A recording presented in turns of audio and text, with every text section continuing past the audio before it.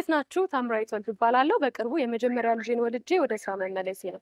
ወላጅነት ለኔ አዲስ ነው። ብዙ ያጠፋኋቸው ነገሮች አሉ። እነሱን ለማረም የባለሙያ ምክር ላገኝ የመጣሁት። በተለይም ደግሞ አራስ ልጆች ሲሆኑ ከመሳሳት የመጣ ብዙ ነገሮች እናጠፋለን። ዛሬ ላይ እንግዲህ ትኩረት የምናደርገው ከጡት አጠባብ ጋር ነው። ያሉኝን ጥያቄዎች፣ ስጋቶች፣ ፍርሃቶች እንግዲህ አብረን እናያለን። አብራችሁ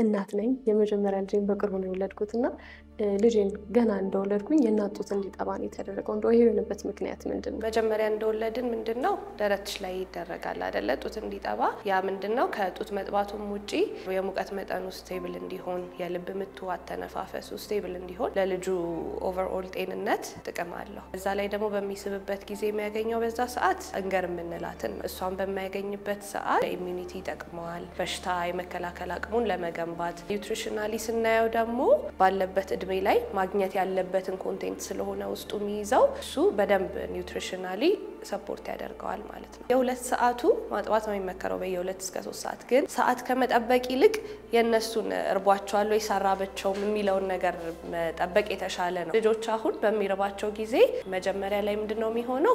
እንቅስቃሴያቸው በቃ አክቲቭ ይሆናሉ፣ እንቅስቃሴ ይጀምራሉ፣ ፊታቸውን ዞር ዞር ማለት ይጀምራሉ፣ በአፋቸው ሳክ እንደማድረግ ያህል አፋቸውን ሞል ማድረግ ይጀምራሉ። ከዛ በኋላ እጃችን ካለ ወይ ደግሞ እዛ ጋር ያለ ነገር ካለ ወደሱ ዞር ይላሉ። ከዛ ያገኙትን ነገር መጥባት ይጀምራሉ። እጃቸውን ሳክ ያደርጋሉ፣ መነጫነጭ ይጀምራሉ። እነዚህ ነገሮች ላይ መልስ ካልሰጠናቸው ወደ ለቅሶ ይገባሉ። ወደ ለቅሶ እስኪገቡ ድረስ ጠብቀን ማጥባት በጣም ከባድ ነው። ለዛ አረጋግተን ሹሹ ብለን ከዛ በኋላ ደግሞ ማጥባት እንችላለን። አዲስ የተወለደ ህፃን ልጅ ከ3 ሰዓት በላይ ሳይጠባ መቆየት የለበትም። ቶሎ ቶሎ ማጥባት አለብን። መጥገባቸውንስ እንዴት እናውቃለን? እኔ ሆኔ ዝም ብዬ ነው የማጠባው የነበረውና እንዴት ነው እሱን በምን ልናቅ እንችላለን? በሚጠግቡበት ጊዜ ፊታቸውን ዞር ያደርጋሉ፣ ጡቱን ይለቁታል። የራበው ልጅ አስተውለሽ ከሆነ እጃቸው እንደዚህ በጣም ይዘውት ነው እጃቸውን እና ልክ እየጠቡ እያለ እጃቸው ሪላክስ የማድረግ ነገር አለ። ጡቱን ለቀው መልሰሽ ልታስገቢ ስትሞክሪም ፍላጎት የማጣት እንደዛ ነገር አለ። እነዚህን ነገሮች ካላየሽ ደግሞ ያው በራስሽ እስቲሜት አድርገሽ ታጠቢያቸዋለሽ። ከዛ በኋላ ያ ልጅ ኪሎ በአግባቡ እየጨመረ ነው ወይ በሚመዘኑበት ጊዜ ማለት ነው የምናየው። ከ20 እስከ 30 ግራም ጌን እያደረጉ ነው ወይ በቀን። ከዛ ደግሞ ሽንታቸው ምን ያህል እየሸኑ ነው ያሉት የሚለውን ነገር ዳይፐር አሁን በቀን ከ6 እስከ 8 እንላለን አይደለ? 6 እስከ 8 ሙሉ ዳይፐር የሚለውን ነገር ለማየት በጡጦ የሆነ 50 ml ያህል ውሃ ቀርተሽ እዛ ዳይፐር ውስጥ አድርገሽ የሚይዘውን ዳይፐር እንደዛ ከ6 እስከ 8 ሽንት ማለት ነው። ካካ አንዳንድ ጊዜ ጡት ብቻ የሚጠቡ ልጆች ብዙ ካካ ያደርጉ ኤስቲሜሽን ነበር እሱ አይደለ? ቶሎ ያደርጉ ጡት ብቻ ካካ እና በጣም ጭንቀት ነበር ይፈጠረብኝ። ካካ ሲያደርጉ ስትሬን የማያደርጉ ከሆነ የሚወጣው ካካ ደግሞ ሶፍት ከሆነ ብዙ የሚያጨናንቅሽ ነገር አይደለም፣ ሊቆዩ ይችላሉ። አራሶኝ ልጅ ከመጓጓት አንፃር ዝም ብዬ ነበር የማጥበውና የሆነ ሰዓት ላይ ውልቅ ብሎ ባፉ እየጠባው እንዳለ ወተት ይወጣ ነበር። ለሱ ከምን ችግር ይመጣ?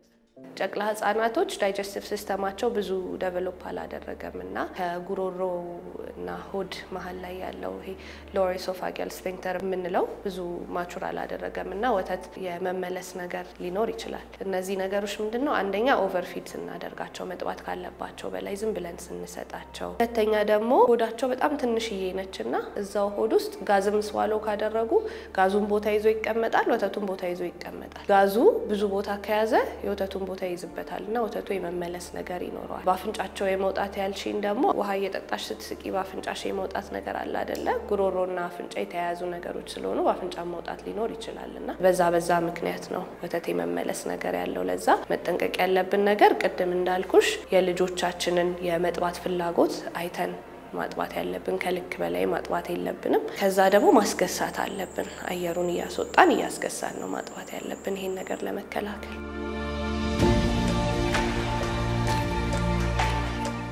የተለያዩ ያጠባብ ፖዚሽኖች አሉ።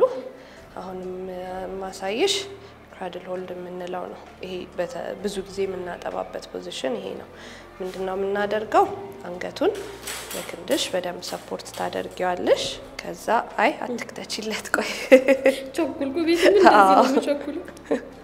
አንገቱ በደንብ ሰፖርትድ ይሆናል።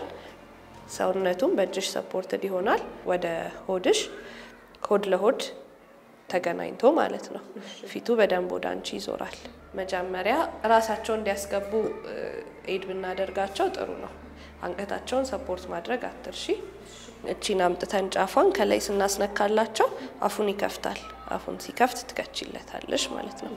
እንደዛ አድርገን ማጥባት እንችላለን። ነርሲንግ ፒሎ ወይም ደግሞ ትራስ ካለን ትራስ ማድረጋችን ለምንድን ነው የሚጠቅመን? ብዙ ጊዜ በምናጠባበት ጊዜ እኛ ወደ ልጁ እንመጣለን። እንደዛ ሲሆን የወገብ ህመም በጣም ይጋለጣል እናቶች። ለዛ እኛ ወደ ልጁ ሳይሆን ልጁን ወደኛ ስለሆነ ማምጣት ያለብን። ልጁን ወደኛ ካመጣ ነው በኋላ ሰፖርት ለማድረግ ከስራችን ትራስ አድርገን ሰፖርት ማድረግ እንችላለን ማለት ነው። ሌላ ፖዚሽን ደግሞ ምንድነው? እንደዚህ ከዚህ ጎን ትራስ እናደርግና በጎን በኩል ከዛ ልጃችንን ይዘን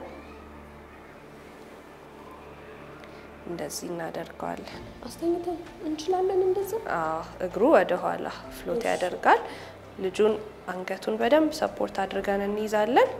እንደዚህ ይሄ ሲሆን እሱ ነው ጋይድ የሚያደርገው አጠባቡን። ለዛ በተመቸው መጠን በደንብ እየሳበ እንዲጠባ ያደርጋል ማለት ነው። ይሄ ፉትቦል ሆልድ ይባላል። ሌላ ይሄ ግን በደንብ ይመቻል ለብዙ ሰው። እቺ ፖዚሽን ትመቻለች። ሌላ በተለይ ይሄ አዲስ ወልደው ለተኙ እናቶች እንደተጠቀማቸው ፖዚሽኖች አሉ። ሌድ ባክ ሲሆን እንደዚህ በደንብ ትተኝና ወደ ኋላ በደንብ ፍላት ሆነን መተኛታችን አንዳንድ እናቶች ኦቨርፍሎ ያስቸግራቸዋል። በጣም ፍሎ ያደረገ ጡታቸውና ለሱ በግራቪቲም ለመከልከል እንደዚህ ተኝተው ልጁን ደረት ላይ ማድረጋቸው ፍሎ እንዲስተካከል ያደርጋል። ልጁን እንደዚህ ደረት ላይ እናደርገውና ራሳቸው ኢንስቲንክታቸው ፈልገው እንዲያገኙ ያደርጋቸዋል። ለዛ ጡቱን እንደዚህ ይጠባል ማለት ነው። አንቺ ልጅሽን ይዘሽ አንገቱን ሰፖርት አድርገሽ አፍንጫውን እንዳይታፈን እንደዚህ ይዘሽ ጡትሽን ማጥባት ነው። ሌላው ደግሞ ከጎንም ተኝተሽ አስተኝተሽ ብዙ ጊዜ በሲኤስ ከወለድን በኋላ ፔንፉል ከሆነብን እንደዚህ ማጥባት ወይም ደግሞ እኛ ተኝተን ከጎን ልጃችንን አስተኝተን በተኛሽበት ዞር ብሎ ሰው አለበት ጫፏን እንደዚህ አድርገን ማጥባት እንችላለን ማለት ነው። በተኛሽበት አንቺ በተኛሽበት እንደዚህ አድርገን ልጆቻችንን ማጥባት እንችላለን። እኔ እስካሁን ስጠቀመው የነበረው ብቻ የመጀመሪያውን ተለቅላሉ ልጆች ደግሞ እዚህ እግርሽም ላይ አስቀምጠሽ ወደፊትሽ ዞር አድርገሽ ከዛ ራሳቸው ይዘው ይጠባሉ እንደ ጡት። ተለቅላሉ ልጆች እሱ የተመቸ ነው የሚሆነው። እንደዚህ ከ6 ወር በኋላ ላሉ ልጆች ፊት ለፊትሽ አስቀምጠሽ ደሱ ማጥባት። መጀመሪያ ጊዜ ወላጅ የሆኑ እናቶች ሲያጠቡ የጡት ጫፋን የሚያዝ ልጆች በጣም ይታገላሉ፣ ቶሎ አትያዝላቸውም እና ለእናቶች እንደው ምን መላለሽ እዚህ ላይ ህፃኑ ከጡት ጋር የመጣበቅ ፕሮሰሱን ማስተካከል ነው። ልጆች ጫፏን ብቻ ሊይዙ ይችላሉ። ጫፏን ብቻ ከያዙ አንደኛ ለእናቶች በጣም ፔንፉል ነው የሚሆነው፣ ሁለተኛ ደግሞ ወተቱ እንደሚፈልጉት ያህል አይወጣላቸው። እንደዛ በሚሆንበት ጊዜ አንደኛ ልጁም ጠግቦ አይጠባም፣ እናትየው ደግሞ እያመማት ይመጣል፣ ከዛ ይቆስላል። ከቆሰለ ጊዜ ደግሞ ልጁን ማጥባት ታቆማለሽ፣ ከዛ ወተት እየደረቀ ይመጣል እና ላች በጣም አስፈላጊ ነገር ነው። ብዙ ጊዜ ልጃችንን ስናየው አንደኛ ወደኛ ፌስ ማድረግ አለበት ወደ ጡቱ። ከዛ በኋላ የታችኛው ከንፈራቸው ወደ ውጪ ገልበጥ ብሎ ሙሉን ጥቁሯን የምናያትን አሬዮላ የምንላትን እሷን በደንብ ይዞ ነው ልጁ መጥባት ያለበት።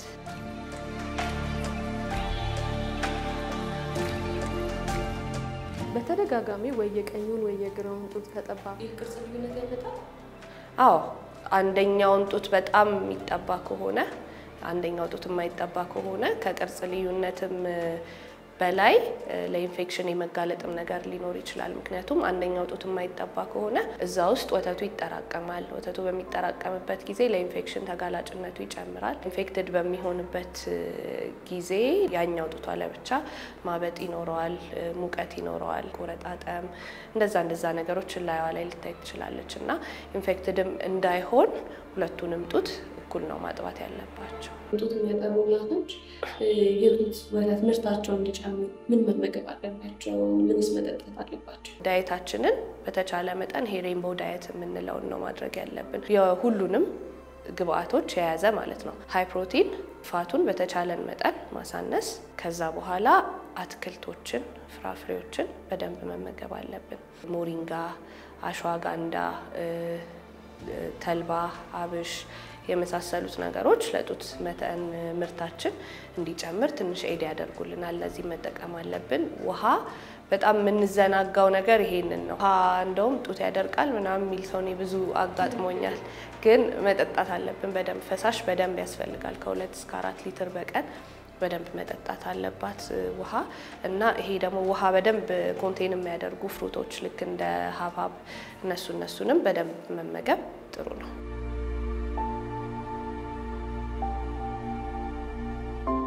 ወደ ስራ ገበታ የተመለሰች እናት ስራና ማጥባት እንዴት አድርጋ አስታርቃት? አሁን እኔ ከስራም ጋር በማጥባት ላይ ነኝ።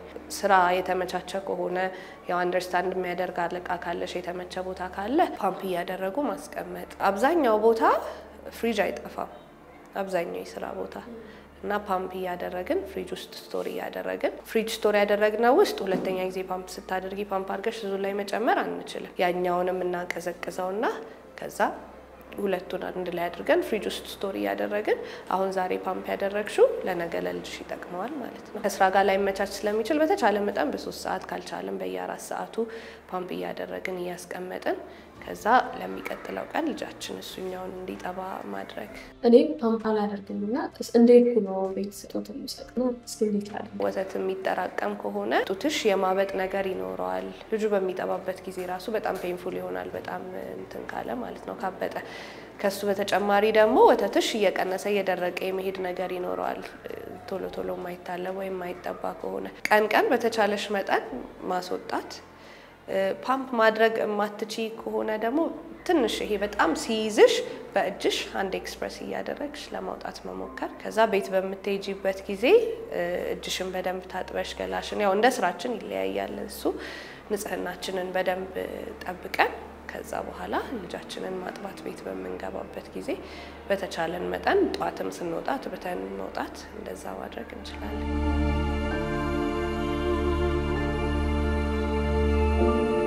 በምናስከሳበት ጊዜ ምንድነው ልጁን አገጩ ትከሻችን ላይ ነው መሆን ያለበት፣ ፊቱ ወደ ላይ ሆኖ ማለት ነው።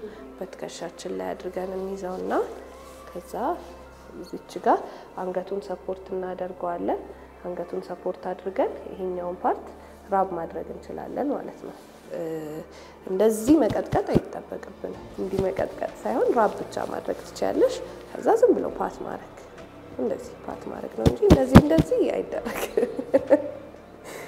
እንደዚህ ራብ ካደረግነው ይበቃል። ደግሞ ምንድነው እዚህ እግራችን ላይ ልጁን እናስቀምጠውና ጭንቅላቱን ሰፖርት እናደርጋለን። እንደዚህ በደንብ ዋናው ጭንቅላት ሰፖርት ማድረግ ነው። ከዛ በኋላ ጭንቅላቱን አገጩን እንደዚህ ሰፖርት አድርገን ይሄኛው እንደዚህ ማድረግ እንችላለን። እና ራስ ቤት በጣም ብዙ ሰው መጠንቀቅ አለበት። አካባቢያችንም ያሉን ሰዎች አንደርስታንድ አድርገው እንደዚህ በጣም ካልሆኑ ኮሜንቶች መቆጠብ አለባቸው። ብዙ ነገሮችን ነው የተማርኩት። ጭንቅላት እንዴት መደገፍ፣ እንዴት ማጥባት እንዳለብኝ፣ እንዴት ማስከሳት እንዳለብኝ እና እንደ መጀመሪያ ወላጅነቴ እጅግ በጣም ብዙ ስህተቶችን ሰርቻለሁ። በጣም ማርማቸው ብዙ ነገሮች አሉ።